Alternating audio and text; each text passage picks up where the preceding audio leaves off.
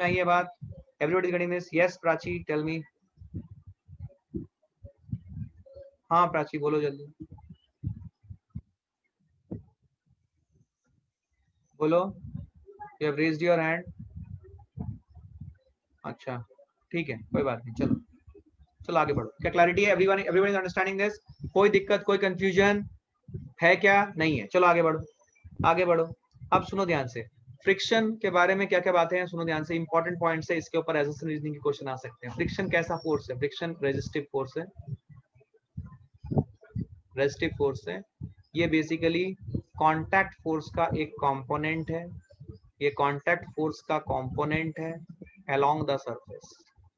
ये कंपोनेंट है contact force का अलोंग द सरफेस। हिंदी और इंग्लिश का मिक्स करके बोल रहा हूँ, जैसे बोल रहा हूँ वैसे नोट्स लिखता हूँ, रनिंग नोट्स है ये, ठीक है? तो इज ए रेजिस्टिव फोर्स, ये रेजिस्टिव लिखा है, सबको समझ में आ रहा है? इट्स अ रेजिस्टिव फोर्स, ठीक है? And it's a contact force का component which is acting along the surface, surface के अलोंग लगेगा और एक्सटर्नल फोर्स के अपोजिट डायरेक्शन में लगेगा, ठीक है? ये चीज मैं दिखा नहीं रहा हूँ, आपको पता है कॉन्सेप्ट क्या है, ठीक है? अच्छा, तीसरा है जो फ्रिक्शन है, friction does not opposes motion, it opposes relative motion between two contact surfaces। बहुत इंपॉर्टेंट, फ्रिक्शन कभी भी मोशन को अपोज नहीं करता, ये बहुत इंपॉर्टेंट है। Does not opposes motion, it opposes relative motion between to contact surfaces only. Body के मोशन को फ्रिक्शन इंपीड या रोकता नहीं है, वो सिर्फ कॉन्टैक्ट सर्फेसेस के मोशन को रोकता है। And friction never opposes motion, friction opposes relative motion. समझो इस बात को। मान लो एक किताब है आपके पास, किताब के ऊपर आपने अपना मोबाइल रख दिया, आपने किताब के ऊपर फोर्स लगाया, आप अपने घर में ये एक एक्सपेरिमेंट करके देख सकते हो। तो अगर आपने किताब के ऊपर, मान लो ये फिजिक्स की किताब है जो आप पढ़ते नहीं हो, ठीक है, उसके ऊपर आपका मोबाइल है जो आप बहुत देखते हो, तो फोर्स आपने लगाया, फोर्स आपने लगाया लेफ्ट हैंड साइड की तरफ, तो अगर आपने फोर्स लगाया तो आप देखोगे कि जो मोबाइल है वो किताब के साथ आगे बढ़ता जाएगा। अब सवाल है, आपने किताब को छुआ नहीं है, आपने फोर्स किसके ऊपर लगाई है? किताब के ऊपर। आपने मोबाइल को छुआ नहीं है, लेकिन मोबाइल फिर भी आगे जा रहा है। मोबाइल को कौन आगे लेके जा रहा है? एक ही फोर्स वहां डेवलप हो सकता है, दैट इज फ्रिक्शन। क्या मेरी बात समझ में आ रही है? मोबाइल को एक ही फोर्स वहां पे हो सकता है, एंड दैट इज फ्रिक्शन। तो मोबाइल को फ्रिक्शन आगे लेके जा रहा है। तो नेवर, कभी मत ये बोलना कि friction opposes motion, friction does not opposes motion, friction opposes relative motion. लेकिन किसका? बॉडीज का। क्या? बॉडीज का भी नहीं, जो कॉन्टैक्ट सर्फेसेस है उनके बीच का रिलेटिव मोशन फ्रिक्शन अपोज करने की कोशिश करता है। ये बहुत इंपॉर्टेंट स्टेटमेंट है, इसके ऊपर आपको कॉन्सेप्चुअल क्वेश्चन पूछे जा सकते हैं। क्या क्लैरिटी है? ये भाई ओम, तूने क्वेश्चन ही पूछना है ना, फिर बोलेगा गलती से हो गया, बोल। सर इंक्लाइन प्लेन पे भी फ्रिक्शन है, उसको नीचे लेके जाएगा या ग्रेविटी का कंपोनेंट? ग्रेविटी का कंपोनेंट भी रहेगा, ग्रेविटी का कंपोनेंट भी रहेगा, लेकिन वहां पे फ्रिक्शन भी रहेगी, ठीक है? क्योंकि फ्रिक्शन अपना डायरेक्शन चेंज करता है, याद रखना। तो ग्रेविटी का कंपोनेंट, तो वहां पे फ्रिक्शन ऐसे लगेगा, हम उसके ऊपर डिस्कशन करेंगे कुछ क्वेश्चन, कि वो रिलेटिव मोशन को अपोज करने में मदद कर रहा है। अगर अगर मतलब एक फ्रिक्शन होता है स्टैटिक फ्रिक्शन, आपको पता है, उसके बारे में बात करूंगा तभी एग्जांपल दूंगा। अभी अभी बेसिक से डेवलप कर लेते हैं एक बार, ठीक है? मैं बताऊंगा उस टाइम पे, अभी वो राइट टाइम नहीं है, तो मैं आपको उसमें कंफ्यूज नहीं करना चाहता अभी, ठीक है? प्लीज अपने आप को म्यूट कर लो। ओके फाइन, देखो ध्यान से। So does not oppose motion, it opposes relative motion between the two contact surfaces only. क्या क्लैरिटी है? ये समझ में आ रही है बात? ये रेजिस्टिव फोर्स है, कांटेक्ट फोर्स का कंपोनेंट है along the surface, does not opposes motion, it opposes relative motion between the contact surfaces only, ठीक है?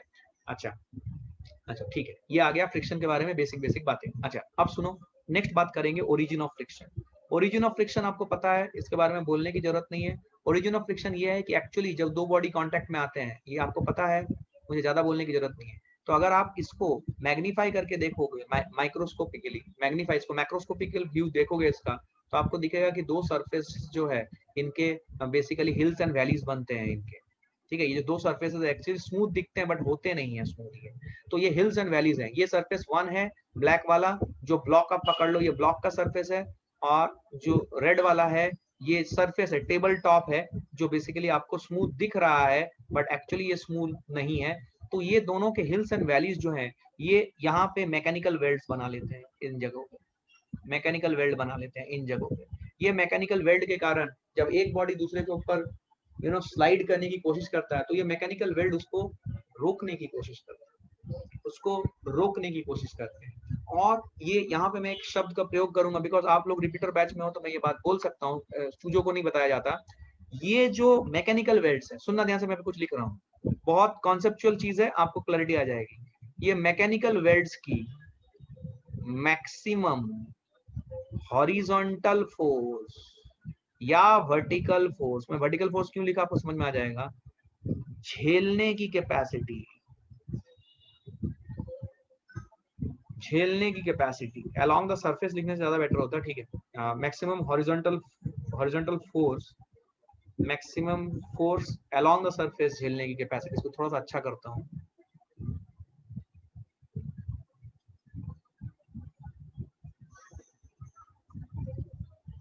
along the surface, कॉमा, झेलने की कैपेसिटी को एफएस मैक्स कहते हैं। आपको स्टैटिक फ्रिक्शन आपने पढ़ा हुआ है, मैं इसको यूज नहीं करना चाहता था बट ठीक है, बिकॉज हम ओरिजिन की बात कर रहे हैं तो आपके दिमाग में ये रहेगा, उसको एफएस मैक्स बोलते हैं या कहते हैं। आपको समझ में आया? ये जो मैकेनिकल वेल्ड्स है, ये मैकेनिकल वेल्ड्स की maximum along the surface force, along the surface जो फोर्स है, एक्सटर्नल फोर्स, उसको झेलने की कैपेबिलिटी को ही एफएस मैक्स बोलते हैं। इसलिए आप देखो, आपने पढ़ा होगा cone of friction, angle of friction. आप एक इंक्लाइन हॉरिजॉन्टल सरफेस रखो, एक ब्लॉक रख दो, आप जब उसको हॉरिजॉन्टल से इंक्लाइन करते जाओगे तो एक स्टेज में ये टूट जाता है और ये स्लाइड करने लगता है। बॉडी स्लाइड क्यों करता है? जब आप इसे बढ़ा रहे थे तो स्लाइड नहीं करता, क्यों? क्योंकि अभी भी mg sin थीटा लग रहा है इसके ऊपर। जैसे जैसे आप थीटा बढ़ाओगे mg sin थीटा की वैल्यू बढ़ती जाएगी, लेकिन mg sin थीटा जब लगी तो उसको किसने रोका? किसने रोका? ये जो मैकेनिकल वेल्ड्स है, ये मैकेनिकल वेल्ड्स की मैक्सिमम फोर्स झेलने की कैपेबिलिटी, तो मैक्सिमम वो मैकेनिकल वेल्ड्स उस फोर्स को झेल सकते हैं mg sin थीटा जो लग रहा है। लेकिन एक स्टेज में जब थीटा बढ़ता जाएगा, इंक्लाइन प्लेन को अपना हॉरिजॉन्टल से वर्टिकल इंक्लाइन करते रहे, हॉरिजॉन्टल से बढ़ाते रहे इंक्लिनेशन, तो एक स्टेज में mg sin theta sin theta theta के साथ बढ़ती है, तो mg sin थीटा बढ़ती जाएगी, तो एक स्टेज में क्या हो जाएगा, मैक्सिमम जो horizontal maximum force along the surface जो झेलने की कैपेबिलिटी है इन मैकेनिकल वेल्ड्स की, उससे ज्यादा अगर फोर्स हो जाए तो ये मैकेनिकल वेल्ड्स टूट जाएंगे, और टूट जाएंगे तो यहाँ पे स्लाइड करने लगेगा। क्या मेरी बात समझ में आई है? तो ये जो मैकेनिकल वेल्ड्स है ना, इन मैकेनिकल वेल्ड्स की maximum force along the surface झेलने की कैपेबिलिटी को ही एफएस मैक्स बोलते हैं। क्या आपको समझ में आया? किताब में ये बहुत लंबा चौड़ा डेफिनेशन रहता है, बट एक्चुअल समझ इसकी ये है, अगर तुम लॉजिकली सोचो तो। क्या क्लैरिटी है?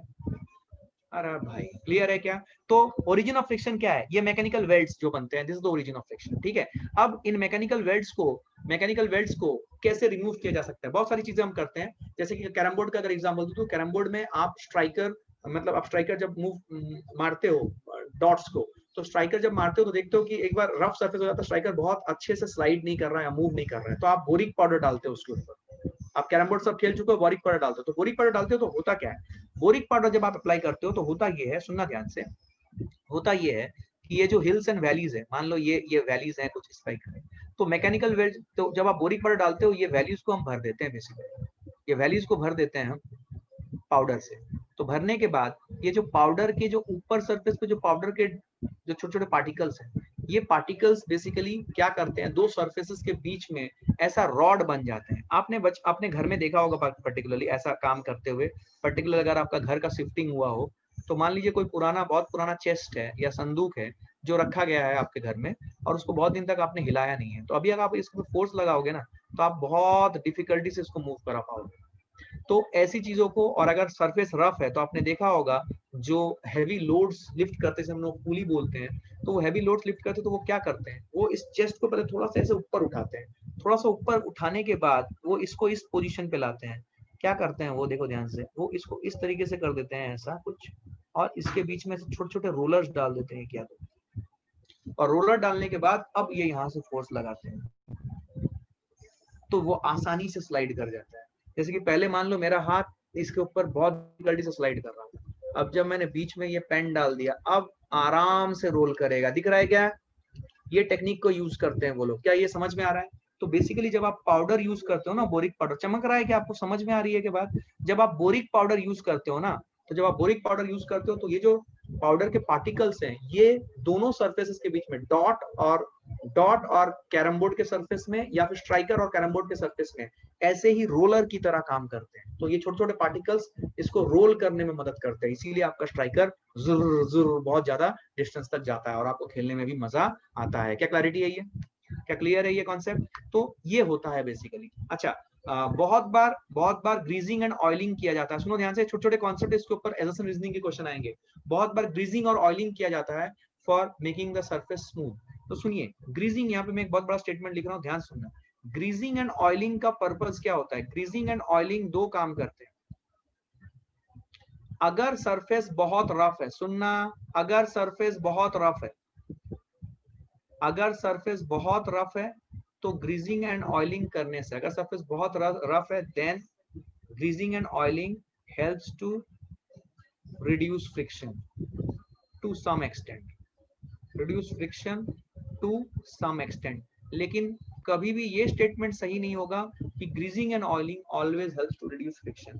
जैसे कि मैं आपको एग्जांपल दे रहा हूँ, आपने पक्का ये देखा होगा, बॉल बियरिंग आपने घर में देखा होगा, आपके बाइक से या फिर आपके व्हीकल से, फोर व्हीलर से ऐसे बॉल बियरिंग निकलती है। यस, आपने देखा होगा। इस बॉल बियरिंग में आप अंदर वाला पोर्शन को होल्ड करो और बाहर वाला पोर्शन को ऐसे टेंजेंशियल फोर्स दो तो घूमेगा, जरूर घूमता है, और वो उन रोलर्स के ऊपर एक्चुअली घूमता है। ठीक है, तो बेसिकली अगर आप इस जगह पे, ध्यान से सुनना, अगर आप इस जगह पे ग्रीजिंग और ऑयलिंग या वैसलीन डाल दो ना, तो आप देखोगे कि बिना वैसलीन डाले जितने लेवल तक, जितने टाइम वो, जितना ज्यादा वो घूम रहा था, अभी अगर आपने वहां पे वैसलीन अप्लाई कर दिया या आपने ग्रीज अप्लाई कर दिया तो वो कम घूमेगा। तो ग्रीजिंग एंड ऑयलिंग हमेशा फ्रिक्शन रिड्यूस करता है, ये गलत स्टेटमेंट है। ग्रीजिंग एंड ऑयलिंग कुछ हद तक फ्रिक्शन रिड्यूस करने में मदद करता है, लेकिन कब? जब सरफेसेस काफी रफ हो, लेकिन उसके बाद वो फ्रिक्शन रिड्यूस नहीं करता, फ्रिक्शन बढ़ाता है। तो ग्रीजिंग एंड ऑयलिंग का फिर मेन पर्पस या मेन काम क्या है?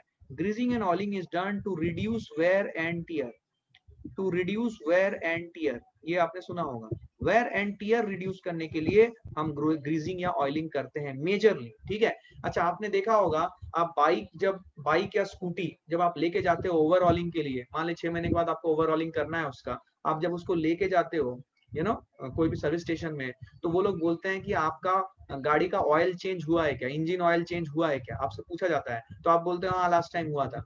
फिर वो वो इंजन ऑयल निकालता है और फिर वो इंजन ऑयल को ऐसे ऐसे कुछ चेक करता है। आपने अगर देखा होगा, कोई अगर अपने गाड़ी को ओवरऑलिंग करने के लिए ले जाता है सर्विस स्टेशन, तो उसने देखा होगा कि वो इंजन ऑयल को इस टाइप से चेक करते हैं कुछ।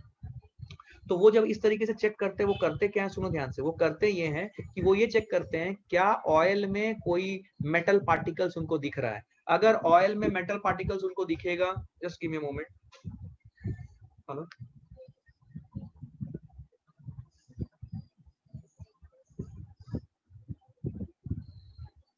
अच्छा ठीक है, मैं देखता हूँ।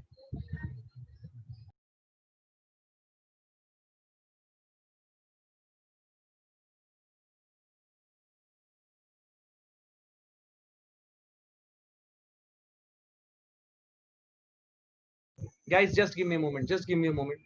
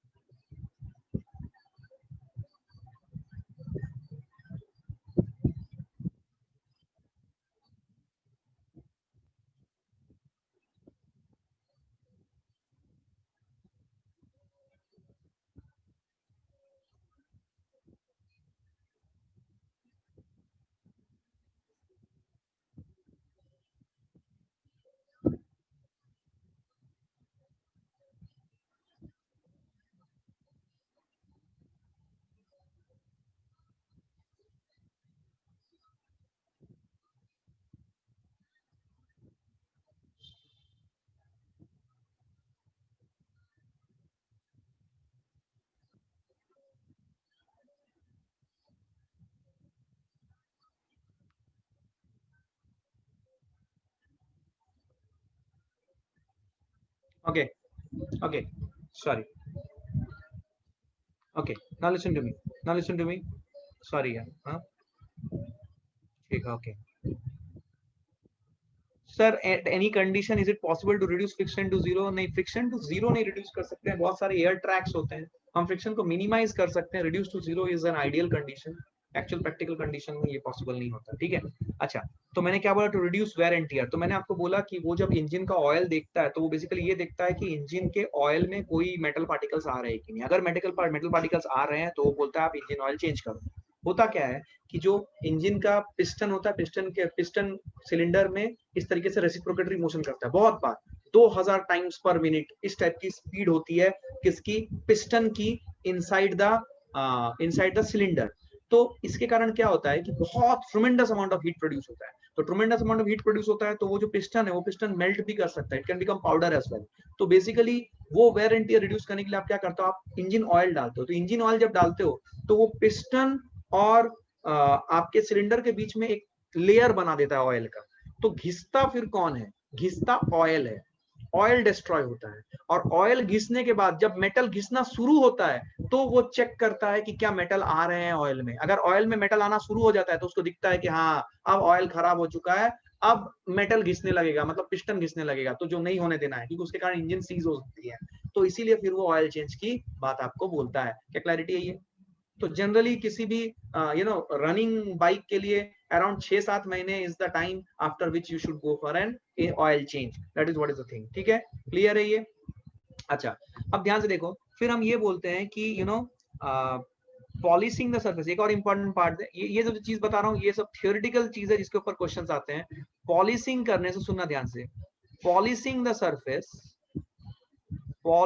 सरफेस reduces friction, important है ये, सुनना ध्यान से।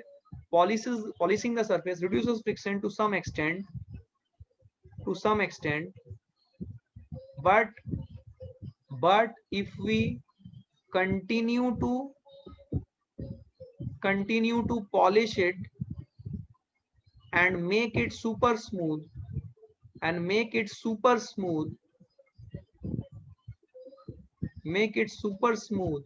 then instead of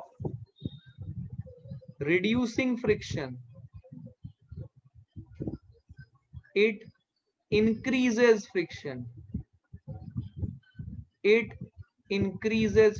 ये बहुत इंपॉर्टेंट चीज है, सुनना ध्यान से, इसके ऊपर क्वेश्चन आ सकते हैं, सुनो ध्यान से। एक्चुअली क्या होता है कि मान लो देयर आर टू सर्फेसेस और सर्फेसेस ऐसे थे, ठीक है, दूसरा सरफेस ऐसा था, हिल्स एंड वैलीज थे, कांटेक्ट में आ रहे थे, व्हाटएवर इट इज, ठीक है। ये कंडीशन से आपने स्मूथ करके इसको मान लो ऐसा बना दिया। तो जब आप स्मूथ करके इन दोनों सरफेसेस को इस टाइप से बना दोगे तो इस केस में क्या होगा कि आपकी फ्रिक्शन जो है रिड्यूस होगी। फ्रिक्शन रिडक्शन दिखा क्या, फ्रिक्शन रिडक्शन दिखा, यस, हुई फ्रिक्शन रिडक्शन। लेकिन इसके बाद आपने इसको फर्दर और सुपर स्मूथ कर दिया और एकदम स्मूथ कर दिया, सुपर स्मूथ, तो दोनों सरफेस सुपर स्मूथ हो गए। तो अगर दोनों सरफेस सुपर स्मूथ हो गए, ध्यान से सुनिएगा, अगर दोनों सरफेस सुपर स्मूथ हो गए तो अब फ्रिक्शन बढ़ जाता है। क्यों? क्योंकि अब ये दोनों सरफेसेस एक दूसरे के इतने करीब आ जाते हैं कि इन दोनों सरफेसेस के चार्ज पार्टिकल्स जो हैं वो एक दूसरे को अट्रैक्ट कर लेते हैं, is a strong attraction between them. तो इसीलिए फ्रिक्शन जो है ये एक इलेक्ट्रोमैग्नेटिक फोर्स है। अगर आप माइक्रोस्कोपिक लेवल पे देखोगे तो friction is an electromagnetic force. तो बेसिकली जब आप सरफेस को बहुत ज्यादा स्मूदन कर देते हो तो जो चार्जेस है दोनों सरफेस के बीच में उनको वो अभी बहुत करीब आ जाते हैं और बहुत करीब आने के कारण उनका प्लस माइनस एक दूसरे को अट्रैक्ट कर लेते हैं, चिपक जाते हैं। आपने ये देखा होगा, मैं बता रहा हूँ कहाँ पे, देखो सबसे ज्यादा स्मूथ सरफेस जो हम देखते हैं अपने रियल लाइफ में वो होता है मिरर, पॉलिश सरफेस में मिरर। तो मिरर जो होता है, दो ग्लास या दो मिरर को आप क्या करो, एक दूसरे के ऊपर, एक के ऊपर दूसरे के ऊपर रख दो, थोड़ा सा पानी के 2-3 ड्रॉप डाल दो, फिर वो एक के ऊपर पूरा चिपक जाते हैं, उनको फिर मूव कराना बहुत डिफिकल्ट है। क्या आपने ये चीज कभी ऑब्जर्व किया है? काहे का ऑब्जर्वेशन सर, क्या क्लैरिटी है ये? क्या आपने ये चीज कभी ऑब्जर्व किया है? तो वो चिपक जाते हैं। वो चिपकते क्यों है सुनो, क्योंकि जब हम सुपर स्मूथ करते हैं तो जो दो सरफेसेस के चार्जेस हैं वो एक दूसरे को अट्रैक्ट कर लेते हैं। तो that is an electromagnetic force which comes into play. तो बेसिकली इसीलिए फ्रिक्शन को इलेक्ट्रोमैग्नेटिक फोर्स का दर्जा दिया गया है, इट्स एन इलेक्ट्रोमैग्नेटिक फोर्स। तो एक्चुअली जो अगर हम माइक्रोस्कोपिक लेवल पे सोचें तो फ्रिक्शन का कॉज आ जाता है electromagnetic attraction as well. Hills and valleys तो है, दूसरा कॉज आता है इलेक्ट्रोमैग्नेटिक अट्रैक्शन। तो सुपर स्मूथ करने से ये दिखाई देता है। देखो इसका प्रैक्टिकल एग्जांपल मैं बताता हूँ, आपने ये पक्का देखा होगा। आपने अपने गाड़ी में, पर्टिकुलरली बॉयज, गर्ल्स भी आप भी समझ सकते हो, आप अपने गाड़ी में डिस्क ब्रेक देखे होंगे, पर्टिकुलरली जो पहला वाला, जो बिगिनिंग वाला, जो आगे वाला चक्का होता है उसमें डिस्क ब्रेक देखा होगा। अगर आपने कभी डिस्क ब्रेक देखा है तो आपको ये समझ में आएगा कि जो डिस्क ब्रेक होता है वो सबसे सुपर स्मूथ सरफेस होता है वो, चमकदार, एकदम चमकदार। आपने देखा होगा जो डिस्क ब्रेक का जो डिस्क है वो एकदम सुपर स्मूथ चमकदार होता है। क्या आपने देखा उसके ऊपर ऐसे होल्स बने हुए होते हैं टू इंक्रीज द स्ट्रेंथ। वो बेसिकली मैकेनिकल इंजीनियरिंग का पार्ट है, वो आपको समझना नहीं है कि क्यों होल करने से स्ट्रेंथ बढ़ती है, वो आप छोड़ दो। लेकिन कॉन्सेप्ट ये है कि ये जो पोर्शन होता है ये super smooth and shining surface होता है, सुपर स्मूथ होता है ये। तो किसी भी बच्चे को ये कंफ्यूजन हो सकता है, अरे यार यहाँ पे तो फ्रिक्शन ज्यादा होना चाहिए, तो सुपर स्मूथ हो गया तो फ्रिक्शन कैसे ज्यादा हुआ? इसके पीछे रीजन ये है कि सुपर स्मूथ, ये सरफेस सुपर स्मूथ होता है, और जो इसके ऊपर ब्रेक्स होते हैं ना, ब्रेक्स जो इसके ऊपर अप्लाई होते हैं बाइक वाले, वो भी सुपर स्मूथ सरफेस होते हैं। तो जब दो सुपर स्मूथ सरफेस आपस में कांटेक्ट में आए तो वो एक दूसरे के इतने करीब आ जाते हैं कि उनके अंदर जो इलेक्ट्रोमैग्नेटिक अट्रैक्शन है वो उनको पकड़ लेता है, और that is a very strong force, और वो रोक लेता है गाड़ी को। आपने ये चीज, मान लो आपने बाइक नहीं चलाई है, आपने ये तो चलाई है, क्या बोलते हैं उसे, बाईसाइकिल तो चलाई है। तो बाईसाइकिल में अगर आपने देखा होगा, बाईसाइकिल के जो टायर की जो रिम होती है वो भी बहुत शाइनी होती है। आपने देखा है क्या? बहुत शाइनी होती है, ये आपने देखा है कभी? बाईसाइकिल तो चलाए होगे दोस्त, ऐसा मत बोलो कि हमने बाईसाइकिल भी नहीं देखा है। बाईसाइकिल का जो रिम होता है क्या वो सुपर शाइनिंग होता है, और वो जो ब्रेक शूज होते हैं जो उसको पकड़ते हैं ऐसे, जब आप ब्रेक लगाते हो तो ब्रेक शूज आके सट से ऐसे लटक जाते हैं इसके ऊपर, तो वो जो ब्रेक शूज होते हैं वो भी शाइनिंग मटेरियल से बने हुए होते हैं। तो ये जब कांटेक्ट में आते हैं ना, इसके अंदर इलेक्ट्रोमैग्नेटिक फोर्सेस काफी स्ट्रांग हो जाती है, as a result of which वो मतलब फ्रिक्शन इतना ज्यादा हो जाता है कि उसे रोक लेता है। So these are some of the technique that you can understand कि क्यों डिस्क ब्रेक या ड्रम, डिस्क ब्रेक नहीं सॉरी, क्यों वो सुपर स्मूथ होता है, क्यों उसको शाइनिंग रखा जाता है, बिकॉज इलेक्ट्रोमैग्नेटिक अट्रैक्शन यहाँ पे हावी होता है, and that what gives you the edge कि आप उसे रोक सको। सो इतना अभी जो इतना बोला, इसके ऊपर थ्योरी के क्वेश्चन आएंगे। अब हम आते हैं न्यूमेरिकल, जो कि हमारा मेन एजेंडा है। बट थ्योरी के क्वेश्चन यहाँ से आएंगे बेटा, है ना? इस बार भी तुमने देखा होगा थ्योरी के क्वेश्चंस आ रहे हैं, तो थ्योरी के क्वेश्चंस के लिए मेरा क्या सजेशन रहेगा, एनसीईआरटी की टेक्स्ट बुक को एक बार पढ़ लेना, एक बार पढ़ लेना। वैसे फिजिक्स में उसकी जरूरत नहीं है, वो बायोलॉजी की तरह नहीं है कि आपको लाइन बाय लाइन 10 बार 15 बार पढ़ना है। एक बार पढ़ने की कोशिश कर लेना कि जो भी थियरी पॉइंट्स है, हम लोग जो भी कवर कर रहे हैं वो सब आप वहां पे कवर कर रहे हो, ठीक है? That is what is the only thing required here, ठीक है? समझ में आई बात एवरीवन?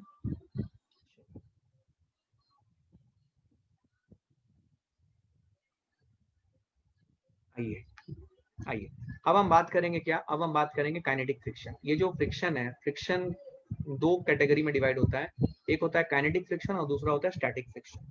काइनेटिक फ्रिक्शन के सवालों को पहले देखेंगे।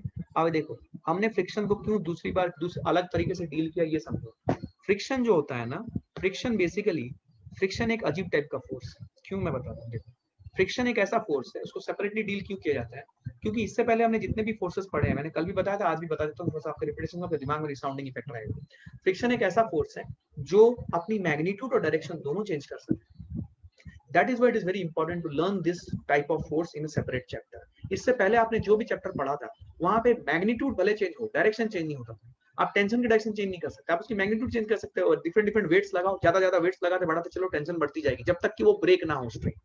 सिमिलरली आप अगर नॉर्मल डायरेक्शन लगाओ, एक ब्लॉक रखो, नॉर्मल डायरेक्शन अलग होगा, उसके ऊपर एक और ब्लॉक रखो, नॉर्मल डायरेक्शन अलग हो जाएगा। आप ब्लॉक को लिफ्ट के अंदर रख दो, नॉर्मल डायरेक्शन अलग हो जाएगा। तो नॉर्मल डायरेक्शन भी वेरिएबल फोर्स था, लेकिन नॉर्मल डायरेक्शन की डायरेक्शन नहीं बदलती, टेंशन की डायरेक्शन नहीं बदलती, स्प्रिंग फोर्स की डायरेक्शन नहीं बदलती। लेकिन आप अगर फ्रिक्शन की बात करो, फ्रिक्शन एक ऐसा अजीबोगरीब फोर्स है जो अपनी मैग्नीट्यूड और डायरेक्शन दोनों बदलने की हैसियत रखता है, इसीलिए ये फोर्स जो है ये स्पेशल अटेंशन डिजायर करता है। अब काइनेटिक फ्रिक्शन का सबसे पहले हम बात करेंगे कि इसकी डायरेक्शन कैसे निकालें। ये मैं समझाने के लिए, सुनो ध्यान से, आपको मैं डिफरेंट एग्जांपल दे रहा हूँ, सुनो ध्यान से। काइनेटिक फ्रिक्शन का मेन ऑब्जेक्टिव क्या है? काइनेटिक फ्रिक्शन का मेन ऑब्जेक्टिव है to oppose relative motion between contact surface, सुनना ध्यान से, to oppose relative motion between contact surface, ठीक है, when motion has already ensued या started, when motion has already started, जब मोशन ऑलरेडी स्टार्ट हो चुका है तभी काइनेटिक फ्रिक्शन सीन में आता है। अगर मोशन नहीं स्टार्ट है और रिलेटिव मोशन के टेंडेंसी को रोकना है तब स्टैटिक फ्रिक्शन सीन में आता है। अगर दो सरफेसेस में ऑलरेडी रिलेटिव मोशन हो रहा है, एक बॉडी दूसरे के ऊपर स्लाइड कर रहा है, तो उस केस में आप देखना कि जो आपका आपकी जो फ्रिक्शन आएगी उस सीन में वो आएगी काइनेटिक फ्रिक्शन। अब सुनो, to oppose the relative motion between two surfaces. इस चीज को अच्छे से समझने के लिए हमें इसके लिए जो इंग्रेडिएंट है, किनेटिक फ्रिक्शन को समझने के लिए जो बेसिक इंग्रेडिएंट जो हमें पहले क्लियर होना चाहिए वो है रिलेटिव मोशन। रिलेटिव मोशन, और वो भी इन 1D। बहुत सिंपल रिलेटिव मोशन की बेसिक डेफिनेशन आपको आनी चाहिए। क्या मैंने आपको सिखाया है? Velocity of A with respect to B, this is given by velocity of A minus velocity of b. Both are defined with respect to a common frame, and in 99% of the cases the common frame is ground. मैंने जैसा बोला है क्या आप अपने दिमाग में set रख सकते हो? यही आपका सक्सेस मंत्र होगा। मैं जो बातें बोल रहा हूँ सब इंपॉर्टेंट बातें बोल रहा हूँ। Velocity of A with respect to B is velocity of A minus velocity of B. Both are defined with respect to a common frame, and in 99% of the cases the common frame is ground. ऐसा नहीं कि हम ground को ही हमेशा frame माने। क्या 1% cases ऐसे आते हैं जहां पे हम ग्राउंड छोड़ के कुछ अलग चीज को फ्रेम माने? हाँ, लेकिन A को जिस फ्रेम से ऑब्जर्व करेंगे और B को जिस फ्रेम से ऑब्जर्व करेंगे दोनों सेम होना चाहिए। ऐसा नहीं कि आपने A को मेजर किया एक व्हीकल से बैठे हुए, बी को मेजर किया आपने किसी हिल टॉप पे बैठे हुए, तो ये नहीं पॉसिबल है। ए और बी दोनों एक ही जगह से ऑब्जर्व होंगे, और 99% केसेस में वो जगह होता है ग्राउंड। लेकिन हर बार ये ग्राउंड हो ये जरूरी नहीं है, ये कुछ भी अलग जगह हो सकता है, लेकिन वो जो भी होगा ए और बी सेम जगह से ही मेजर की जाएंगी। क्या क्लैरिटी है? एकदम दिमाग में सेट है? यही कॉन्सेप्ट है ना? रटो कम समझो ज्यादा। जो रटने वाला चीज होगा मैं आपको बोल दूंगा ये रट के जाना है, अदरवाइज एग्जाम में आप नहीं कर सकते। ये रटना बिल्कुल नहीं है, ये समझ वाली चीज है। समझ में आ गया तो आपका दिमाग एकदम हैवी नहीं रहेगा, आप खटाखट खटाखट आंसर ले आओगे। देखो ध्यान से, आपको चमकेगा अच्छे से, सुनो ध्यान से। तो ये चीज काम आएगा, ये जो कॉन्सेप्ट हमने पढ़ा है। अब सुनो ध्यान से, सपोज मैं आपको बेसिक एग्जांपल के जरिए समझाता हूं कि डायरेक्शन कैसे डिसाइड करेंगे। पहला हम अभी डायरेक्शन की बात कर रहे हैं, मैग्नीट्यूड की बात बाद में करेंगे, पहले हम डायरेक्शन की बात करेंगे। मान लो मैंने तुम्हें एक सरफेस, एक ब्लॉक दिया, और ब्लॉक को एक सरफेस के ऊपर रखा है, और यहाँ पे friction is not equal to 0, मतलब फ्रिक्शन है। मान लो मैंने तुम्हें बोला कि इस ब्लॉक की वेलोसिटी है, मास m है, मान लो इस ब्लॉक की वेलोसिटी है 2 मीटर पर सेकेंड। ठीक है, इस ब्लॉक की वेलोसिटी अगर 2 मीटर पर सेकेंड है, तो यहाँ पे देखो, यहाँ पे आप ऑब्जर्वर को कहाँ बिठाओगे? हमें यहाँ पे दो सरफेसेस आपस में कांटेक्ट है, m जो m का सरफेस है, मतलब मास m का जो बॉटम सरफेस है वो, और ग्राउंड, ये दोनों आपस में कांटेक्ट है। तो बिकॉज ग्राउंड तो मूव नहीं कर रहा है, तो इट इज ऑलवेज बेटर कि हम अपना ऑब्जर्वर को कहाँ बिठाएं? ग्राउंड पे बिठाएं। तो हमें यहाँ पे चाहिए what is velocity of m with respect to ground. तो विद रेस्पेक्ट टू ग्राउंड कितना ये दिया हुआ, it is +2 i cap metre पर सेकेंड।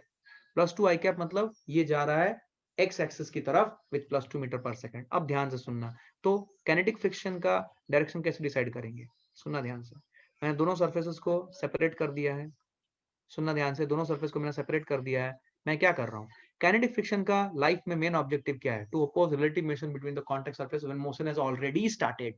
तो यहाँ पे मोशन ऑलरेडी स्टार्टेड है, तो काइनेटिक फ्रिक्शन का मेन ऑब्जेक्टिव है ये मोशन को अपोज करना। तो velocity of m with respect to ground जिस डायरेक्शन में है उसके अपोजिट डायरेक्शन में फ्रिक्शन लगेगा उस बॉडी के ऊपर, मतलब m के ऊपर। तो m के ऊपर फ्रिक्शन लगेगा इस तरह, दिस इज Fk। और अगर m के ऊपर Fk लगा, ये जो फ्रिक्शन फोर्स है it is a real force. इस फोर्स का कॉज इंटरैक्शन है बिटवीन m एंड ग्राउंड। तो इस फोर्स का मिरर इमेज भी आएगा, और वो मिरर इमेज किसके ऊपर लगेगा? सरफेस के ऊपर। क्या चमका है? ये मिरर इमेज किसके ऊपर लगेगा? ये सरफेस के ऊपर लगेगा। क्या मेरी बात समझ में आई है? तो m के ऊपर फ्रिक्शन फोर्स लगेगा पीछे की तरफ, और सरफेस के ऊपर, जो सरफेस है उसके ऊपर लगेगा आगे की तरफ। क्या मेरी बात समझ में आई है? उसके ऊपर लगेगा आगे की तरफ। क्या क्लैरिटी है एवरीवन? Are you understanding? कोई डाउट, कोई कंफ्यूजन नहीं है? क्लियर है 100%? ये तो बेसिक बात हुई, इसमें कोई दिक्कत नहीं है। अब हम थोड़ा सा अपना स्तर बढ़ाएंगे और फ्रिक्शन, काइनेटिक फ्रिक्शन को ऐसे जगहों पे देखेंगे जहां पे रियल कंफ्यूजन हमारे लिए पैदा होता है। आइए मैं बताता हूँ आपको। मान लो मैं दो ब्लॉक लेता हूँ, सुनना ध्यान से, दो ब्लॉक ले रहा हूँ। मैंने नीचे वाले ब्लॉक की वेलोसिटी रखी 2 मीटर पर सेकेंड, ऊपर वाले ब्लॉक की वेलोसिटी रखी 3 मीटर पर सेकेंड। ये ब्लॉक ए है, ये ब्लॉक बी है। ये इस सरफेस के ऊपर मूव कर रहा है, और ये सरफेस में ऐसा बोला गया है कि म्यू नॉट इक्वल टू 0, और यहाँ पे भी जो म्यू है it is not equal to 0। ठीक है, आपको काइनेटिक फ्रिक्शन की डायरेक्शन बतानी है between A and B and between B and ground. आपको काइनेटिक फ्रिक्शन की डायरेक्शन बतानी है between A and B and between B and ground. क्या आप बता सकते हो? क्या आप बता सकते हो? Between A and B and between B and ground क्या आप बता सकते हो? जल्दी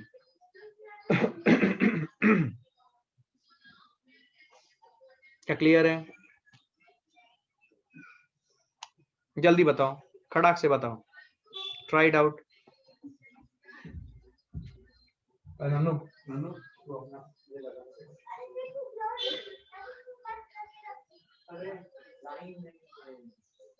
मेरा बैटरी डिस्चार्ज हो रहा है, यही आना पड़ेगा, ये लगा।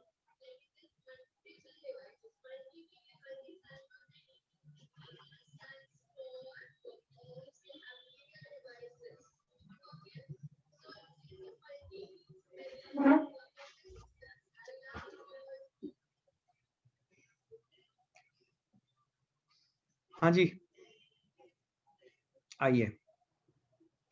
आई want all of you to answer this question. आइए मैं बताता हूं आपको, सुनो ध्यान से। आप क्या करो, देखो जब कुछ भी ना बोला रहे, सुनो ध्यान से, कुछ बेसिक बातें सुनो पहले, सुनो पहले मेरी बात ध्यान से, कुछ बेसिक बातें सुनो, फिर मैं आपको और 2-3 सवाल और कराता हूं, आपको कॉन्सेप्ट बिल्ड हो जाएगा। देखो जब कुछ भी ना बोला रहे, जैसे कि 3 मीटर पर सेकंड बोला या 2 मीटर पर सेकंड बोला, यार कुछ नहीं बोला है, तो आप समझ जाइए कि ये 3 मीटर पर सेकंड और ये 2 मीटर पर second both are defined with respect to ground. ये 3 मीटर पर सेकंड एंड 2 मीटर पर second both are defined with respect to ground. अभी आपका पहला काम क्या है सुनना, आपका पहला काम है you need to find out what is the velocity of A with respect to B. तो velocity of A with respect to B निकालने के लिए आपको क्या करोगे, velocity of A minus velocity of B and both are defined with respect to ground, both are defined with respect to ground. Just give me a moment, sorry, just give me a moment, है ना।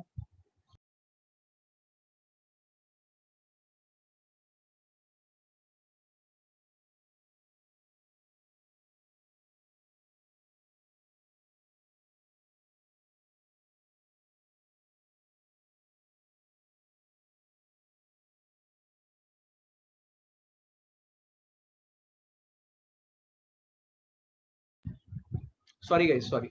Okay. So velocity of A with respect to B is velocity of A with respect to ground minus velocity of B with respect to ground. अच्छा, velocity of A with respect to ground कितना है बोल जल्दी। Velocity of A with respect to ground कितना है बोल जल्दी। Velocity of A with respect to ground है +3 I cap minus velocity of B with respect to ground कितना है, it is +2 I cap। तो ये वैल्यू आ गई 1 I cap। इसका मतलब A की velocity with respect to B जो नजर आ रही है वो आ रही है किस तरफ, आगे की तरफ। तो अब ए के ऊपर जो फोर्स दिखाएगा फ्रिक्शन फोर्स, वो किधर होगा, let's try to understand it. इसके लिए आप बेसिकली बेसिक समझा रहा हूं बोल के आपको करके दिखा रहा हूं, वैसे आपका ये मेंटली होना चाहिए। सुनिए ध्यान से, ए के ऊपर जो फ्रिक्शन फोर्स लगेगी, सब लोग देखे ध्यान से, ए के ऊपर फ्रिक्शन फोर्स लगेगी काइनेटिक फ्रिक्शन की इधर। क्यों लगेगी सर इधर, इसलिए क्योंकि ए की velocity with respect to B है आगे की तरफ, तो रिलेटिव मोशन को अपोज करना ही काम है काइनेटिक फ्रिक्शन का। ऑलरेडी रिलेटिव मोशन स्टार्टेड है, तो ए के ऊपर लगेगी पीछे की तरफ और बी के ऊपर लगेगी इसका मिरर इमेज आगे की तरफ। क्या चमका है, क्या चमका है everyone, everyone is understanding what I am trying to say, clarity है। अच्छा, अब बात आती है कि सर ये तो समझ में आ गया, नाउ बी का बहुत आसान है। आपको पता है velocity of B with respect to ground ये डायरेक्टली दिया हुआ है +2 आई कैप। तो +2 आई कैप है बी की velocity with respect to ground. तो अब जो काइनेटिक फ्रिक्शन आएगा इसके ऊपर वो किधर आएगा, वो बी के ऊपर लगेगा पीछे की तरफ, विच इज Fk2। क्योंकि बी की जो डायरेक्शन है विद रिस्पेक्ट टू ग्राउंड, क्योंकि बी का जिस सरफेस के बीच में फ्रिक्शन डेवलप हो रहा है वो ग्राउंड है, तो बी की velocity with respect to ground चाहिए मुझे। तो with respect to ground B जा रहा है आगे की तरफ, तो फ्रिक्शन लगेगा पीछे की तरफ और इसका मिरर इमेज लगेगा सरफेस की तरफ। क्या आपको समझ में आ गया? ये हम डायरेक्शन की क्लैरिटी ले रहे हैं, क्या क्लियर है? ये हम डायरेक्शन की क्लैरिटी ले रहे हैं, क्या सबको समझ में आया है? क्या मैं आगे बढ़ जाऊं? Any doubts, any doubts? Wait मत करना कि मैं घर में जाके दोबारा देखना है, अभी क्लियर करो दोस्तों, अभी क्लियर करो, घर में आप प्रॉब्लम सॉल्व करो, बस इतना ही काम है आपका। बोलो, समझ में आई है बात? कोई रिस्पॉन्स ही नहीं है, आप बोलते चलो, आप अपना लगे रहो सर, हम करेंगे जो ऐसा हमारा मन। अरे समझ में आया कि नहीं, क्लियर है? ओके, अब देख ध्यान से ये देख, मैं सवाल को थोड़ा और टिपिकल बना देता हूँ, सुनना ध्यान से।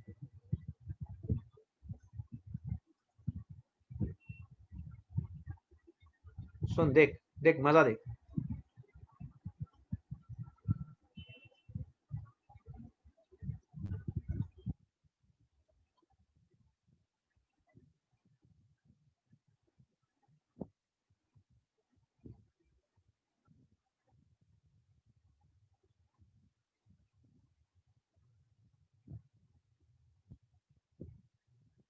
मैंने ये सिचुएशन दिया है, ये देखने में बहुत खतरनाक है। अरे बेटा, फोर्स भी लग रहा है, वेलोसिटी भी है, 3 ब्लॉक हैं। मुझे चाहिए काइनेटिक फ्रिक्शन फोर्स की direction between A and B, between B and C and between C and ground. सब जगह पे फ्रिक्शन प्रेजेंट है। मुझे चाहिए काइनेटिक फ्रिक्शन फोर्स की direction between A and B and C and ground. इस situation में, इस इंस्टेंट पे मुझे चाहिए, इस इंस्टेंट पे, जिस इंस्टेंट का ये डायग्राम बनाया है, इस इंस्टेंट पे मुझे चाहिए। अब इस सवाल का जवाब देने के लिए मैं जस्ट आपको एक हिंट देना चाहता हूं। आपको क्या लगता है, यहां पे मैंने फोर्सेस वोर्सेस सब डाल दिए। काइनेटिक फ्रिक्शन फोर्स की डायरेक्शन निकालने के लिए क्या आपको लगता है कि मुझे ये जो फोर्सेस दिए गए हैं, ए के ऊपर 10 newton left hand side, B के ऊपर 20 न्यूटन आगे की तरफ, सी के ऊपर 30 न्यूटन आगे की तरफ, क्या ये फोर्स से अपने को कोई भी लेना देना है? अगर काइनेटिक फ्रिक्शन फोर्स की डायरेक्शन मुझे चाहिए। मैंने बहुत कॉन्सेप्चुअल सवाल पूछा, अगर किसी बच्चे को ये क्लैरिटी है तभी वो इस सवाल को सॉल्व कर सकता है। यस, मुझे इन फोर्सेस से कोई लेना देना नहीं है, मुझे सिर्फ वेलोसिटी की डायरेक्शन और मैग्नीट्यूड से मतलब है। तो मुझे velocity of A with respect to B निकालना है, उसके लिए मुझे वेलोसिटी चाहिए, मुझे एक्सेलरेशन से कोई लेना देना नहीं है। बस इतना आपको समझना है, बस आपका काम खत्म है। तो क्या करो, इसका एक रिड्यूस डायग्राम बना लो, विच इज, यस बिल्कुल सही Swarali, you are absolutely right. आप इसका एक रिड्यूस डायरेक्शन बना लो, रिड्यूस डायग्राम बना लो, जिसमें फोर्सेस हटा दो, सिर्फ वेलोसिटी रखो और आंसर दो, क्विकली आंसर दो। मुझे आंसर चाहिए without any error, without any error मुझे आंसर चाहिए, जल्दी बोलो। आपको चमक रहा है ना दोस्तों? Are you understanding?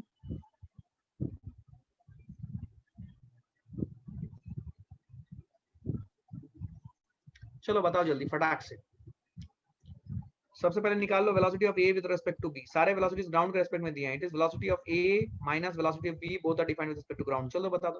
Velocity of A is 2, velocity of B is 5, तो इट इज 2 minus 5, ये -3 हो रहा है। तो velocity of A with respect to B is -3। तो पहली बार लाइफ में आप देख रहे हो कि ए के ऊपर जो फ्रिक्शन फोर्स लग रहा है वो आगे की तरफ लग रहा है। अरे यार, तो ए के ऊपर आगे की तरफ लग रहा है तो बी के ऊपर पीछे की तरफ लगेगा। क्या चमका है? क्यों लगा? समझ में आया? क्योंकि ए की velocity with respect to B पीछे की तरफ है, तो फ्रिक्शन फोर्स वेलोसिटी के ऑपोजिट डायरेक्शन में जाएगी, तो इसीलिए फ्रिक्शन फोर्स ए की तरफ आगे की तरफ लगेगी। क्या बात समझ में आई है? मुझे रिस्पांस नहीं मिल रहा है, सो आई एम वरीड। क्या क्लैरिटी है everyone? Are you understanding? Good. अब बी और सी, क्या हम velocity of B with respect to C निकाल सकते हैं? बहुत आसान है, डरना नहीं बिल्कुल। क्या हम velocity of B with respect to C निकाल सकते हैं? Which is velocity of B minus velocity of c, both are defined with respect to common frame and in 99% common frame is ground. तो velocity of b with respect to ground क्या होगा? बोल। velocity of b with respect to ground क्या है? बोल जल्दी। velocity of b with respect to ground है sir +5, बहुत बढ़िया। and what is the velocity of c with respect to ground? it is -4, तो आंसर आएगा 9। तो b with respect to c आगे की तरफ जा रहा है with 9 मीटर पर सेकेंड, तो फ्रिक्शन फोर्स किस डायरेक्शन में लगेगी? इस तरफ, सॉरी इस तरफ, Fk2। और C की तरफ किधर लगेगी? आगे की तरफ, Fk2। क्या चमका है? अब C और ग्राउंड के बीच का रिलेटिव मोशन देखो, C और ग्राउंड के बीच का रिलेटिव मोशन देखो। C और ग्राउंड के लिए आपको velocity of C with respect to ground चाहिए, जो कि आपके लिए काफी सरल है, आपको रिलेटिव मोशन आती है। Velocity with respect to ground is -4, तो C के ऊपर फ्रिक्शन फोर्स लगेगा इस तरफ, और इसके ऊपर लगेगा ग्राउंड के ऊपर पीछे। क्या ये सबको चमका है? क्या ये सबको चमका है? बोलो। क्या ये टफ प्रॉब्लम है, लेकिन अगर आपके बेसिक स्ट्रांग है तो आपके लिए कुछ भी नहीं है? बोल चमका की नहीं? कुछ भी रटने का नहीं है, एकदम समझने का है। बोल। कोई लोड इस चैप्टर में नहीं है, सब समझने का है। क्या कंसेप्चुअल क्लैरिटी है? कोई लोड नहीं है। क्या क्लियर है ये? अच्छा, अब हम बात करेंगे, सुनो ध्यान से, सुनो ध्यान से।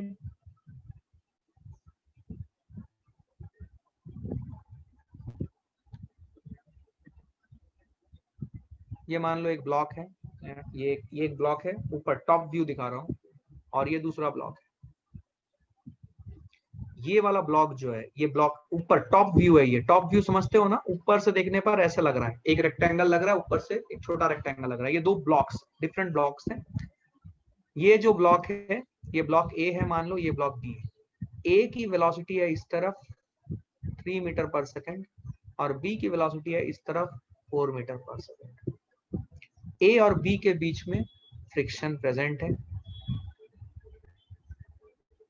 ठीक है, और ए और ग्राउंड के बीच में भी फ्रिक्शन प्रेजेंट है। ये ग्राउंड है, ये टेबल टॉप है मान लो,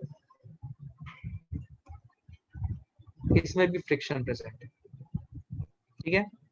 mu not equal to 0 between A and ground, B और ए के बीच में भी म्यू नॉट इक्वल टू 0 और ए और ग्राउंड के बीच में भी म्यू नॉट इक्वल टू 0 है, मतलब सब जगह पे friction.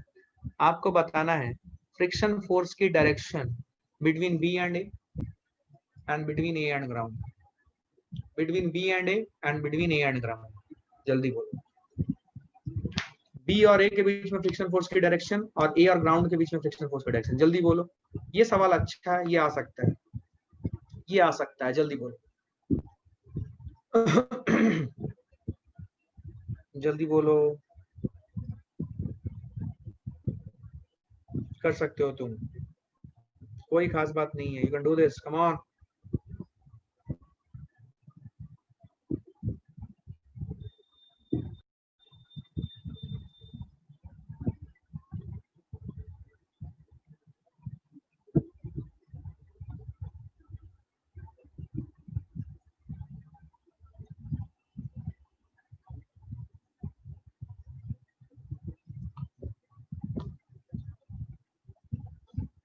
Between A and B opposite to velocity, चल निकालना, वेलोसिटी बोल, डायरेक्शन बोल, वो तो कॉन्सेप्ट ही है, ऑपोजिट टू वेलोसिटी, वही निकालना है। अच्छा देख ध्यान से, सब लोग देखेंगे, ये थोड़ा अच्छा सवाल, मैंने इसमें 2D ला दिया और कुछ नहीं है, इससे पहले 1D में था, अब 2D में ला दिया, बट बेसिक्स अगर आपके क्लियर है और आपको वेक्टर्स आता है तो आपके लिए कोई खास बात नहीं है। देख ध्यान से, velocity of A with respect to B, sorry velocity of B with respect to A, रुक जाए यार यहाँ पे रुक, ये दे ध्यान से, velocity of B with respect to A क्या होगा बोल, velocity of B minus velocity of A, चमका है क्या रे, both are defined with respect to ground, क्या सबको समझ आ रही है बॉस, एवरीवन? अच्छा तुम लोग एक बात बोलो यार, मेरा मॉड्यूल का एक्सेस जिसका नहीं हुआ है please go ahead and get the access to the module guys, सिर्फ लेक्चर करने से नहीं होगा, मेरे मॉड्यूल जब तक कंप्लीट नहीं होगा आपका 2-3 बार, I would not be confident about you, I am telling you, आप किसी बुक से कर रहे हो मुझे दिक्कत नहीं है, लेकिन मेरा मॉड्यूल कंप्लीट होना चाहिए दोस्त, बहुत सोच समझ के बनाया गया है, उतना ही कर लोगे बहुत है, please start working, I am telling you. और मैंने आपको बोल दिया जिस दिन को एक दिन में 45 मिनट 1 घंटा बैठेंगे, मैं कैसे करता हूं मैं आपको बताता हूँ, 1 से लेकर 20 तक जल्दी बताओ डाउट, और सिर्फ 3 डाउट कवर होंगे, तो डिसाइड करके 3 डाउट ही मैं लूंगा जो रियली है, तो 1 से 20 के बीच में 3 डाउट, 20 से 40, 21 से 40 के बीच में 4 डाउट्स, 40 से 50 के बीच में 2 डाउट्स, ऐसे खड़ाखट पूरा मॉड्यूल कंप्लीट होगा, लेकिन उसके लिए आपको वर्क करना पड़ेगा, घर में करके आना पड़ेगा दोस्त, ऐसे नहीं चलेगा, समझ में आ रहा है ना। Velocity of B with respect to A क्या आ जाएगा, velocity B with respect to ground कितना है रे, 4j cap, velocity of A with respect to ground कितना है रे, 3i कैप, क्या चमका है, तो 4j cap minus 3i cap is the velocity of B with respect to A, तो जिधर velocity of B with respect to A है 4j माइनस 3i कैप, तो 4j माइनस 3i कैप ये direction किधर होगी, 4j minus 3i cap the direction will be somewhere here, ये direction पे ground frame से अगर मैं देखूं तो ब्लॉक, सॉरी ए में खड़े होकर अगर मैं देखूं, ए में ग्राउंड में नहीं, ए में खड़े होकर अगर मैं देखूं तो बी मुझे इस डायरेक्शन जाती हुई नजर आ रही है, तो फ्रिक्शन फोर्स किधर लगेगी, फ्रिक्शन फोर्स लगेगी बी के ऊपर इस तरफ और ए के ऊपर इसके ऑपोजिट डायरेक्शन में इस तरफ। क्या मेरी बात समझ में आ रही है, क्या क्लैरिटी है सबको, क्या सबको क्लैरिटी है, जिधर velocity of B with respect to A है, बिल्कुल सही, एकदम सही है गोपाल, क्लैरिटी है, 37 डिग्री इज एब्सोल्युटली राइट, क्या मेरी बात समझ में आई है, 37 डिग्री आएगा ना, हाँ सही है, सही है, 37 डिग्री फ्रॉम द हॉरिजॉन्टल, सही है ना, 37 डिग्री फ्रॉम द हॉरिजॉन्टल या 37 डिग्री फ्रॉम वर्टिकल, हॉरिजॉन्टल से 53 डिग्री होगा, लॉजिकली सोच, ठीक है ओके। तो ये आया वेलोसिटी इस तरफ, ए के ऊपर लगने वाला वेलोसिटी फ्रिक्शन होगा जो मैंने दिखाया ऊपर की तरफ, और बी के ऊपर लगने वाला पीछे की तरफ, जो मैंने दिखाया यहाँ पे, ठीक है। अच्छा अब चाहिए ए और ग्राउंड के बीच में, ए और ग्राउंड के बीच में तो कोई दिक्कत ही नहीं है, ए के ऊपर लगेगा इस तरफ, ये FK1 बोल रहा हूं मैं, तो ये भी FK1 है, ये FK2 है जो लगा ब्लॉक ए के ऊपर, तो ग्राउंड के ऊपर कितना लगेगा इस तरफ, विच इज FK2, क्या चमका है एवरीवन, आर यू अंडरस्टैंडिंग, कोई दिक्कत कोई कंफ्यूजन नहीं है, क्लियर है ये, बस बस यही है और कुछ नहीं, क्लियर है ये, good. So this is what this type of questions will come, जहां पे आपको डायरेक्शन कैसे निकालना है काइनेटिक फ्रिक्शन का, वो इंपॉर्टेंट होता है। अच्छा, अब नेक्स्ट बात करेंगे हम लोग magnitude of kinetic friction. Magnitude of kinetic friction, ठीक है। अब सुनो ध्यान से, मैग्नीट्यूड ऑफ काइनेटिक फ्रिक्शन कैसे निकाले sir? Magnitude of kinetic friction बहुत आसान है। काइनेटिक फ्रिक्शन की जो मैग्नीट्यूड होती है that is given by mu K into an. अब आपको पता है कि म्यू के जो है ये कांस्टेंट है, जो डिफरेंट डिफरेंट सर्फेसेस के कॉम्बिनेशन के लिए अलग अलग होता है, it will be provided to you. और एन क्या है? N is the normal reaction between the two surfaces, normal reaction between two surfaces in contact. क्या आपको ये बात समझ में आती है? अच्छा, मैग्नीट्यूड ऑफ काइनेटिक फ्रिक्शन की खास बात यह है कि काइनेटिक फ्रिक्शन की जो मैग्नीट्यूड है ये कांस्टेंट होती है। काइनेटिक फ्रिक्शन की जो मैग्नीट्यूड है वो कांस्टेंट होती है and it is independent of velocity and acceleration if velocity is non zero. मतलब अगर जीरो वेलोसिटी हुआ तो काइनेटिक फ्रिक्शन जीरो हो जाती है, लेकिन अगर जीरो वेलोसिटी नहीं है तो काइनेटिक फ्रिक्शन की वैल्यू वेलोसिटी से इंडिपेंडेंट हो जाती है। मतलब आप वेलोसिटी 2 मीटर पर सेकंड रखो, 2000 मीटर पर सेकंड रखो, कोई फर्क नहीं पड़ता, काइनेटिक फ्रिक्शन फोर्स की मैग्नीट्यूड उतनी ही रहेगी। क्या क्लियर है ये? So that is what I want to say कि kinetic magnitude kinetic friction force constant होती है and it is independent of velocity and acceleration if velocity is non zero. अगर वेलोसिटी नॉन जीरो है, it is independent of velocity and acceleration, ठीक है। अगर zero velocity है तो kinetic friction force रहेगा ही नहीं। क्या क्लियर है ये? लेकिन अगर नॉन जीरो वेलोसिटी है तो kinetic friction force definitely scene में आती है। और काइनेटिक फ्रिक्शन फोर्स अगर सीन में आएगी तो आपको दिखेगा कि वेलोसिटी आप जितना भी बढ़ा लो कुछ फर्क नहीं पड़ता है, आपकी डायरेक्शन ऑफ आपकी magnitude of kinetic friction force will always remain same. क्या बात समझ में आ रही है? Mu K into an. मैं आपको चाहता हूं कि आप इसे म्यू के इनटू एन बोल के ही रटे, where N is the normal reaction. N M G कुछ केस में N equal to M G के बराबर होता है। हमेशा नॉर्मल रिएक्शन एम जी के बराबर हो ये जरूरी नहीं है। मान लो आप चल रहे हो एक लिफ्ट के अंदर, और लिफ्ट या फिर आप कोई चीज को ऐसे मूव करा रहे हो, मतलब आप सरफेस में स्लाइड करा रहे हो, और वो जो सरफेस है वो सरफेस अभी रेस्ट में नहीं है, वो ऊपर एक्सलरेट कर रहा है, तो उस केस में नॉर्मल रिएक्शन अलग हो जाएगी, वो उस बॉडी के वेट के बराबर नहीं होगी। समझ में आ रहा है? अगर एक ऑब्जेक्ट इंक्लाइन प्लेन में स्लाइड कर रहा है तो वहां पे भी तुम देख सकते हो कि इंक्लाइन प्लेन में अगर स्लाइड कर रहा है तो जो नॉर्मल रिएक्शन है वो mg के बराबर नहीं है, वो mg cos थीटा के बराबर होती है, राइट। अगर हम हॉरिजॉन्टल से एंगल थीटा पे वो इंक्लाइन को रख रहे हैं तो normal reaction mg cos theta के बराबर होती है। तो नॉर्मल रिएक्शन हमेशा mg के बराबर होगी, ये धारणा गलत है, कभी भी इसके बराबर ना करें। इसके ऊपर एजम्पशन रीजनिंग के क्वेश्चन आ सकते हैं, इसीलिए मैं इस पॉइंट के ऊपर इतना हार्प कर रहा हूँ।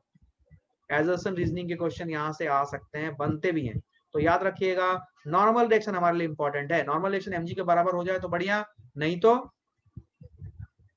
वो अलग भी हो सकता है। तो कभी कभी आपको बोल देंगे एजम्पशन में कि direct magnitude of kinetic friction force is mu K into mg, statement is true, assertion is false, statement is false, assertion is true. वो जो ऑप्शन आता है 4, यस यस और नो। क्या वो क्लैरिटी है? आपको समझ में आ रही है मेरी बात? तो ये वाला कॉन्सेप्ट वहां पे हेल्प करने वाला है, तो याद रखिएगा, ठीक है। अच्छा, तो magnitude of kinetic friction force अपने को समझ में आ गई, ये कांस्टेंट रहती है। अब आइए थोड़े सवाल करते हैं, अपने आप समझ में आएगी बात। आइए, सपोज मैंने आपको बोला कि एक ब्लॉक है और ये ब्लॉक को मैं ग्राउंड में एक वेलोसिटी दे रहा हूँ, सपोज 5 मीटर पर सेकेंड, और फ्रिक्शन फोर्स की जो म्यू के की जो वैल्यू है वो है 0.4 और इसकी जो मास है वो है 10 kg, ठीक है। तो आपको बतानी है कितने देर के बाद ये बॉडी रेस्ट पे आएगी। After what time block will come to rest? After what time block will come to rest? ये सवाल है, क्या आप बता सकते हो? After what time block will come to rest? बताओ।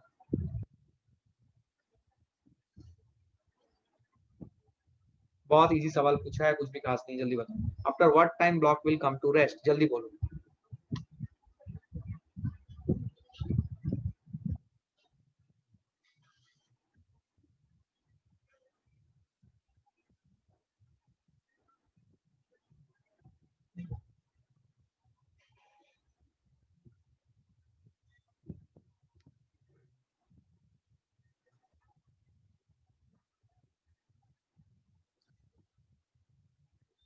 बहुत इजी सवाल पूछा है यार, कम ऑन जवाब दो जल्दी।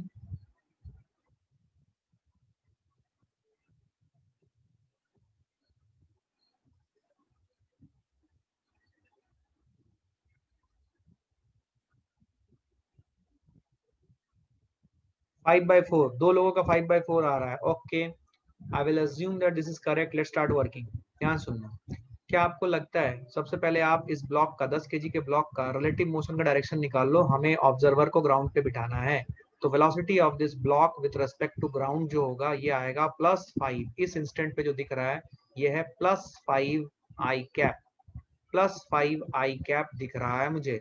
तो अगर ये +5 आई कैप है तो जो काइनेटिक फ्रिक्शन फोर्स, सुनना ध्यान से, तो जो काइनेटिक फ्रिक्शन फोर्स की डायरेक्शन होगी जो ब्लॉक के ऊपर लगेगी, हमें ब्लॉक का एनालिसिस करना है, तो ब्लॉक का एनालिसिस करेंगे तो काइनेटिक फ्रिक्शन फोर्स की डायरेक्शन होगी पीछे। क्या सबको समझ में आई है? काइनेटिक फ्रिक्शन फोर्स की डायरेक्शन होगी पीछे। This is the direction of kinetic friction force. Direction निकल गया। अच्छा, इसका वेट लगेगा 100 न्यूटन नीचे, और नॉर्मल रिएक्शन जो लगेगा ये लगा ऊपर। ठीक है, अब इसके ऊपर जो मैग्नीट्यूड है वो हो जाएगा म्यू के which is 0.4 into normal reaction which is 100। तो 0.4 इंटू 100 विल बी 40 न्यूटन। तो काइनेटिक फ्रिक्शन फोर्स की जो मैग्नीट्यूड है या वैल्यू है वो कितनी आ रही है? वो आ रही है 40 न्यूटन। क्या मेरी बात समझ में आ रही है? वो आ रही है कितनी? 40 न्यूटन। तो अगर ये 40 न्यूटन आ रही है तो एक्सेलरेशन कितना होगा इस ब्लॉक का? Acceleration will be Fk/10 which is 40/10 which is 4 metre पर सेकेंड स्क्वायर। तो अगर मैं इस ब्लॉक का एक डायग्राम बनाऊं जहां पे काइनेटिक वेरिएबल्स इन्वॉल्व है, तो हमें दिख रहा है इसकी वेलोसिटी, इनिशियल वेलोसिटी है 5 मीटर पर सेकेंड, और इसकी एक्सेलरेशन है पीछे की तरफ, बिकॉज जिधर काइनेटिक फ्रिक्शन फोर्स होगा एक्सेलरेशन भी उधर होगी, एंड इट इज -4 मीटर पर सेकेंड स्क्वायर। एक्सेलरेशन -4 मतलब वो रिटार्डेशन है, ऐसा जरूरी नहीं है। सुनो मेरी बात ध्यान से, मैंने ये किनेमेटिक्स में बोला हुआ है, फिर से बता रहा हूँ, सुनो ध्यान से। इसको ऐसे समझने के क्वेश्चन आते हैं। क्या एक्सेलरेशन का साइन, ध्यान से सुनना, क्या एक्सेलरेशन का साइन अगर नेगेटिव आए इसका मतलब वो रिटार्डेशन है? मैं जो सवाल दे रहा हूं उसका जवाब देना। मैंने जो सवाल दिया सिर्फ मुझे उसका जवाब चाहिए, आंसर आपको आ जाएगा, उसका मुझे मतलब नहीं। क्या एक्सेलरेशन का साइन अगर नेगेटिव आए क्या इसका मतलब वो रिटार्डेशन है? वेलोसिटी पे डिपेंड करेगा, बिल्कुल सही।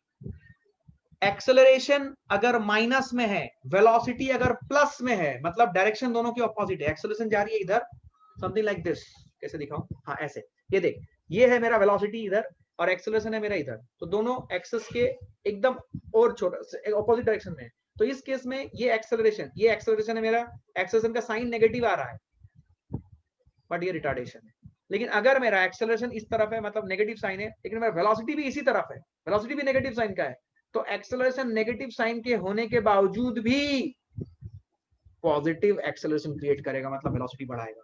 मतलब एक्सेलरेशन का साइन ये डिसाइड नहीं करता कि वो रिटार्डेशन होगा या पॉजिटिव एक्सेलरेशन होगा। ये कौन डिसाइड करेगा? एक्सेलरेशन के साथ वेलोसिटी की डायरेक्शन भी डिसाइड करेगी कि वो एक्सेलरेशन का रोल क्या है, क्या वो वेलोसिटी बढ़ाएगा या घटाएगा। हमेशा याद रखना, रिटार्डेशन ऑलवेज रिड्यूसेस स्पीड। ये सब एजम्पशन रीजनिंग के इंपॉर्टेंट लाइंस हैं, इंपॉर्टेंट लाइंस एकदम दिमाग में सेट होना चाहिए। क्या बोला मैंने ये बोला रिटार्डेशन हमेशा ये काम करेगा कि वो स्पीड को घटाएगा, हमेशा याद रखना। अगर कोई चीज रिटार्डेशन है तो स्पीड घटेगी, स्पीड घट रही है मतलब वो रिटार्डेशन है, बस इतना ध्यान रखना है आपको। क्या मेरी बात समझ में आ रही है? तो यहाँ पे ये रिटार्डेशन है। अब बोल, क्या हमारे पास किनेमेटिक्स का सवाल बन गया? यू की वैल्यू 5 मीटर पर सेकेंड है, एक्सेलरेशन की वैल्यू -4 है, कितने देर के बाद वेलोसिटी जब 0 होगा तो टाइम कितना होगा ये चाहिए। क्या भूटा लगा दे? भूटा मतलब v = u + at, v = u + at। इसको अगर कीवर्ड देखोगे तो ये भूटा है, भूटा मतलब भुट्टा, भुट्टा आप खाते हो तो याद रहेगा। v = u + at 0, u 5 -4 into question mark, तो क्वेश्चन मार्क की वैल्यू आई 5/4 सेकेंड। क्या चमका है? इतने देर के बाद ये रेस्ट पे आ रहा है। अब मैं पूछ सकता हूँ कितने डिस्टेंस के बाद रेस्ट पे आएगा? बोल जल्दी बता, कितने डिस्टेंस के बाद रेस्ट पे आएगा? जल्दी बोल, कितने डिस्टेंस के बाद रेस्ट में आएगा? जल्दी ओरली जवाब दो भाई, ओरली जवाब दो। u 5 है, a -4 है, v 0 है, s निकालना है। क्या भूसा लगा दे तो आंसर आ जाएगा? भूसा लगा, भूसा मतलब v = u + s, v square 0 square -u square 5 square 2 into s, s निकालना है। एक्सेलरेशन कितना है? बोल, एक्सेलरेशन है -4, तो s की वैल्यू आई -25/-8, माइनस माइनस कैंसिल, 25/8 आया। कितना मीटर चलेगा before coming to rest? Yes और नो, यस और नो? अच्छा अब बता, अब बता, 3.125 आ रहा है? सही लग रहा है, सही लग रहा है। क्या अब मुझे एक बात बता, अब मुझे सब लोग एक बात बताएंगे, मुझे बात बताओ यहाँ पे, क्या आपको लगता है कि यहाँ पे ये ऑब्जेक्ट जीरो वेलोसिटी होने के बाद क्या ये पलटी मारेगी? क्या यहाँ पे पलटी मारना पॉसिबल?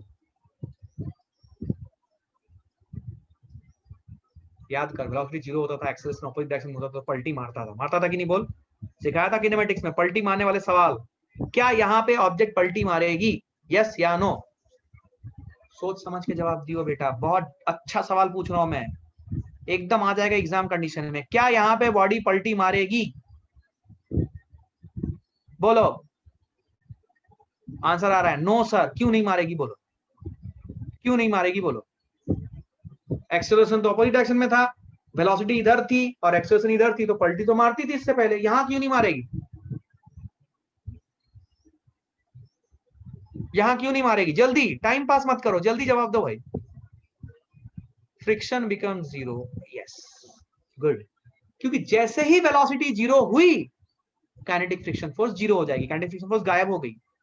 इससे पहले जब भी हम फ्रिक्शन विल एंड, करेक्ट, इससे पहले जब भी हम पलटी मारने वाला सवाल देखते थे, उस केस में हमारे लिए एक्सेलरेशन कांस्टेंट था। यहां पे भी एक्सेलरेशन कांस्टेंट होगी, लेकिन तब तक जब तक थोड़ी भी वेलोसिटी बाकी है, किसमें? ब्लॉक में। एक बार ब्लॉक रुक गई, काइनेटिक फ्रिक्शन फोर्स गायब, गायब हो गया काइनेटिक फ्रिक्शन फोर्स। अब वो है ही नहीं, वो है ही नहीं, तो पलटी कौन मरवाएगा? उस टाइम पे तो एक्सेलरेशन एक्शन सब जीरो हो गया, तो पलटी मारना यहां संभव नहीं है। जब आप किसी ऑब्जेक्ट को ऊपर फेंकते थे, याद कर, मैंने आपको बताया था, ऐसे ऊपर ऑब्जेक्ट फेंकोगे मोशन अंडर ग्रेविटी में, तो वेलोसिटी थी ऊपर और एक्सेलरेशन थी नीचे, वेलोसिटी थी ऊपर और एक्सेलरेशन थी नीचे, और ये एक्सेलरेशन जो ये हमेशा प्रेजेंट होता था, इसका वेलोसिटी से कोई लेना नहीं होता था। वेलोसिटी जीरो भी हो जाए तब भी एक्सेलरेशन प्रेजेंट होता था, क्योंकि acceleration is decided by mother earth, और मदर अर्थ का एक्सेलरेशन जो किसी भी बॉडी के ऊपर प्रोड्यूस करे, वो इंडिपेंडेंट ऑफ उसके वेलोसिटी है। मदर अर्थ का प्यार एकदम नेचुरल, एकदम सत्य प्यार है, सत्य शाश्वत। बॉडी चले नहीं चले, मदर अर्थ हमेशा mg फोर्स लगाएगी, अगर कोई बॉडी का मास है तो, बस that's what you need to understand. तो वो अलग केस था, ये अलग केस है। यहाँ पे कंडीशनल है, फ्रिक्शन फोर्स तो तभी आएगी जब रिलेटिव मोशन होगा। जैसे ही रिलेटिव मोशन रुका, फ्रिक्शन गायब हो गया। अब पलटी मारने का सवाल ये नहीं है। क्या मेरी बात समझ में आ रही है? तो फ्रिक्शन के फोर्स में कभी भी पलटी ना मरवाएं, अनलेस एंड अनटिल क्वेश्चन ऐसा आ रहा है। तो ऐसा क्वेश्चन सिर्फ जेई मेंस और एडवांस में ही आने के चांसेस हैं। नीट वालों को बिल्कुल वरी करने की जरूरत नहीं है। नीट वालों के लिए ऐसे ही सवाल आएंगे, अगर आएंगे तो। क्या क्लैरिटी है? क्या सबको चमका है? क्या मैं समझा पाया? सर लग तो रहा है समझ गया, बट फील नहीं आई, है ना? चलो देखते हैं, आओ देखो, देखो होनहारो, बताना तुम, ठीक है? इधर देखो, यस सर बोल रहे हैं, फील नहीं आई क्या? मेहनत तो काफी की मैंने, फील आनी चाहिए थी यार। ठीक है, ध्यान। ये मान ले 10 kg का एक ब्लॉक है, ये 37 डिग्री है, सुनना, ये 37 डिग्री, ठीक? अच्छा, अब क्या किया आपने? आपने इसके ऊपर एक फोर्स लगा दी इस तरफ, नहीं सपोज इस तरफ इसकी वेलोसिटी है 3 मीटर पर सेकेंड, ऊपर की तरफ जा रही है 3 मीटर पर सेकेंड की वेलोसिटी, ठीक है? आपको बताना है ये कहाँ रुकेगी, मतलब इस पॉइंट से कितनी दूरी के बाद ये रुक जाएगी।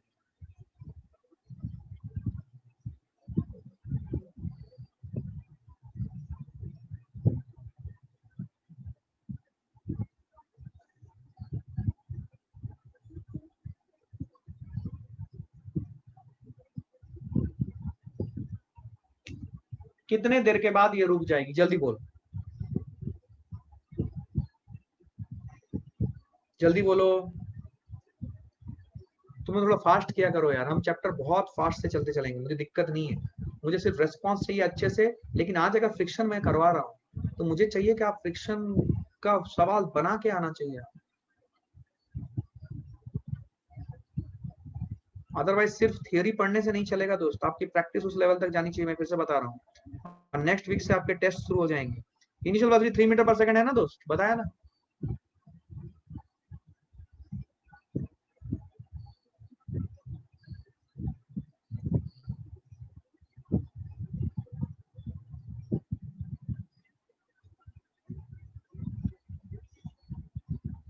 बोलो।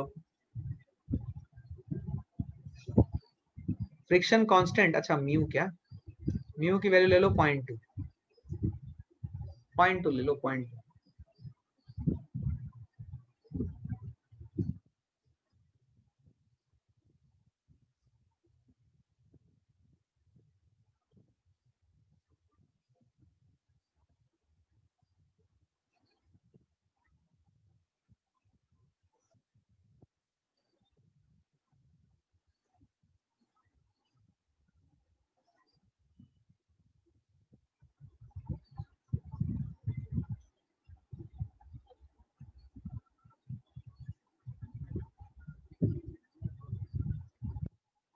क्या हो गया, बहुत बहुत टफ क्वेश्चन पूछ लिया मैंने।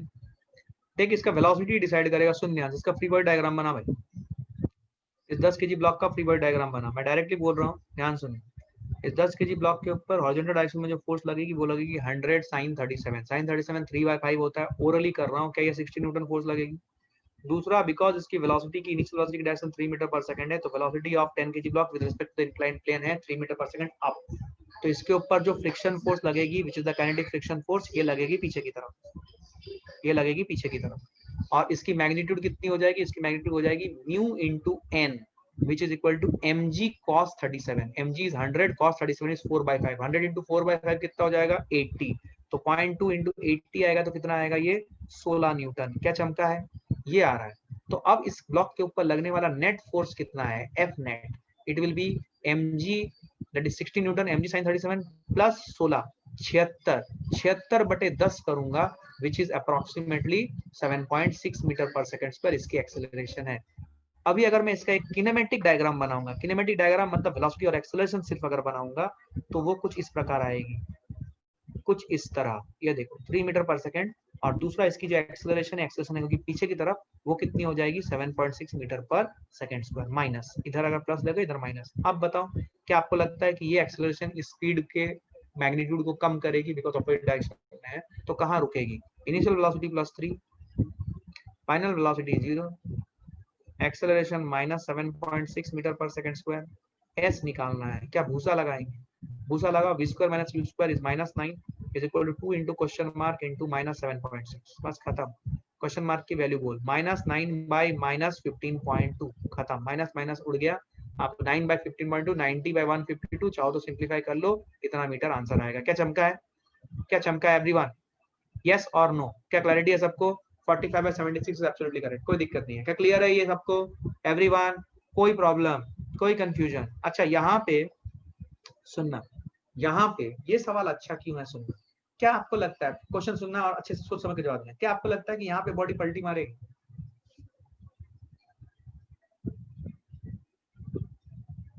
मैंने पढ़ाया नहीं, मैं आपको बताता हूँ, यहाँ पे बॉडी के पलटी मारने के चांसेस हो सकते हैं अगर अगर 60 Newton is more then static friction force, जो मुझे निकालना पड़ेगा, जो मुझे निकालना पड़ेगा, अगर स्टैटिक फ्रिक्शन फोर्स से ज्यादा हो तो। क्या मेरी बात समझ में आई है, तो इसके ऊपर जो mg sin 37 लग रहा है वो लग रहा है 60, बट इसके ऊपर स्टैटिक फ्रिक्शन फोर्स की म्यू एस म्यू के दोनों सेम है, मान लो स्टैटिक फ्रिक्शन फोर्स की मैक्सिमम वैल्यू हो रही है 80 न्यूटन, और इसके ऊपर mg sin 37 जो लग रहा है वो लग रहा है 60 न्यूटन, तो ये वहां रुक जाएगी और चलेगी नहीं भाई, तो यहाँ पे पलटी मारना पॉसिबल नहीं है। क्या आपको चमका है, मैं बताऊंगा स्टैटिक फ्रिक्शन के वक्त, क्या सबको चमका, मैंने क्या बोला,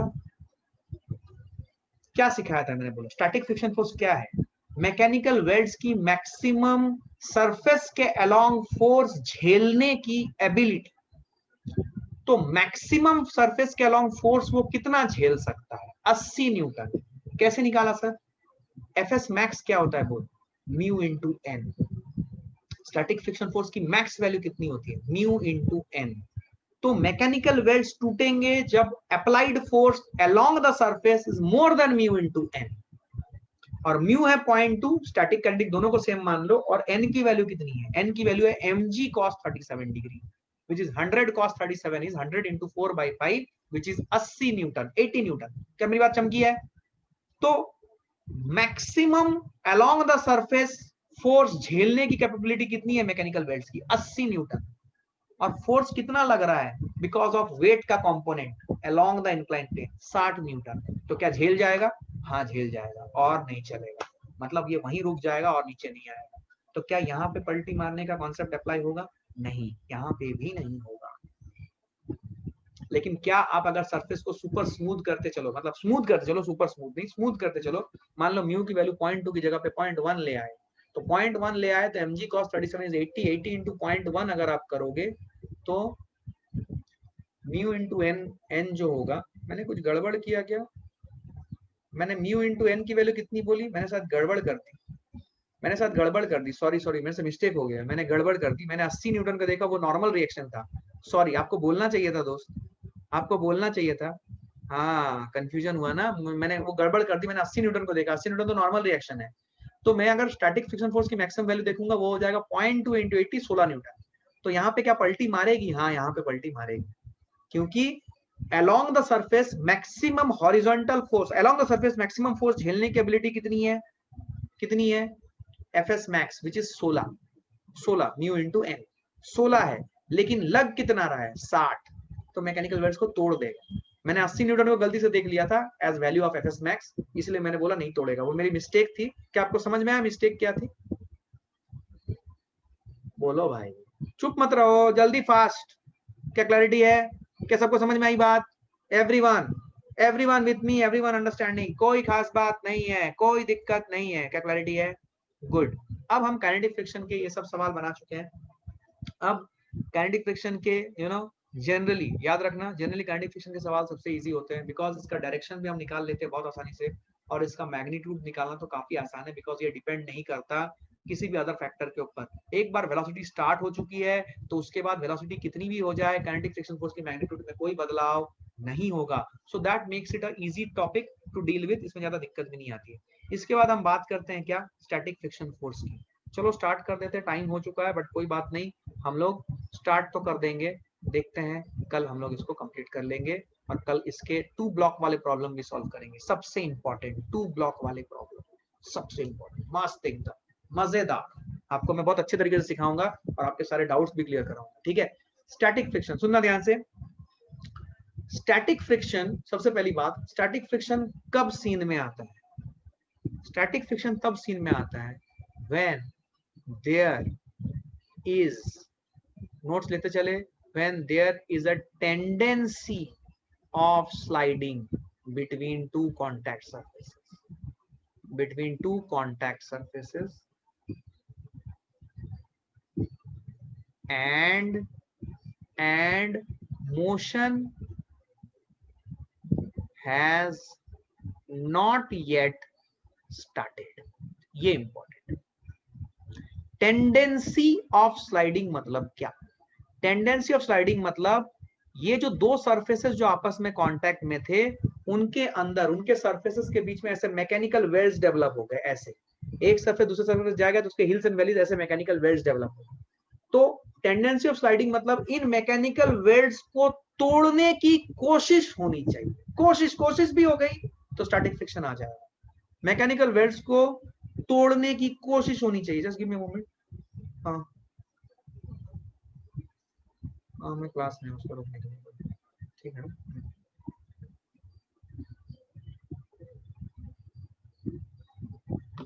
क्या मेरी बात समझ में आई है?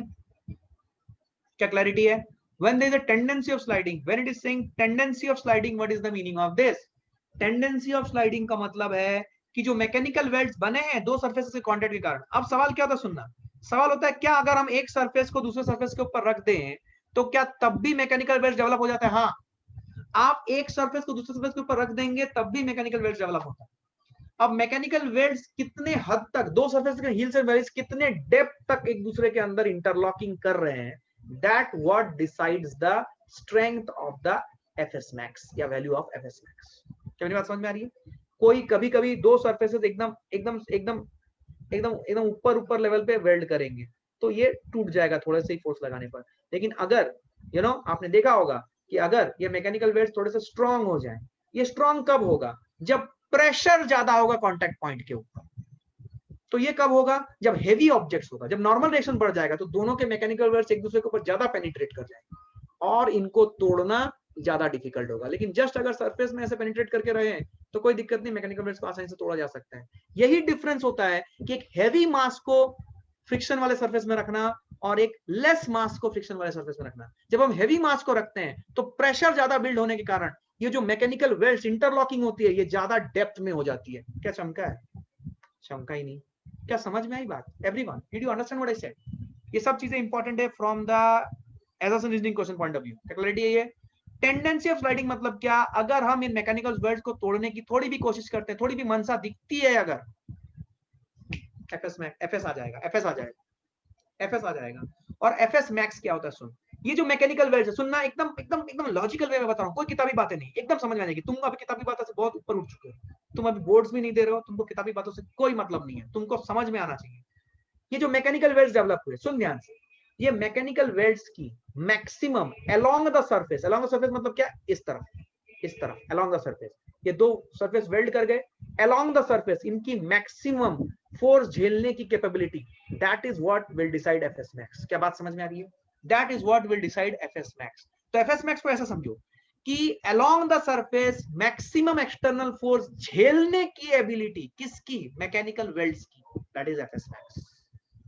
समझ में आई बात? That is FS max. अच्छा, so when there is a tendency of sliding between two contact surfaces and the motion has not yet started or ensued, तब स्टैटिक फ्रिक्शन सीन में आएगा। अगर मोशन स्टार्ट हो गया है तो सर क्या होगा, तब काइनेटिक फ्रिक्शन भाई, तब तो स्टैटिक फ्रिक्शन सीन में ही नहीं। स्टैटिक रेस्ट में है लेकिन टेंडेंसी ऑफ स्लाइडिंग है तो स्टैटिक फ्रिक्शन आएगा। जैसे कि फॉर एग्जांपल, अगर मैं एग्जांपल दूं तो अच्छे समझ में आएगा। मान ले मैंने एक एकदम हॉरिजॉन्टल सरफेस रखा है और एक 50 केजी का ब्लॉक रखा है। पहला सवाल, क्या मैकेनिकल वेल्ड्स डेवलप हुए? जवाब देना, क्या मैकेनिकल वेल्ड्स डेवलप हुए?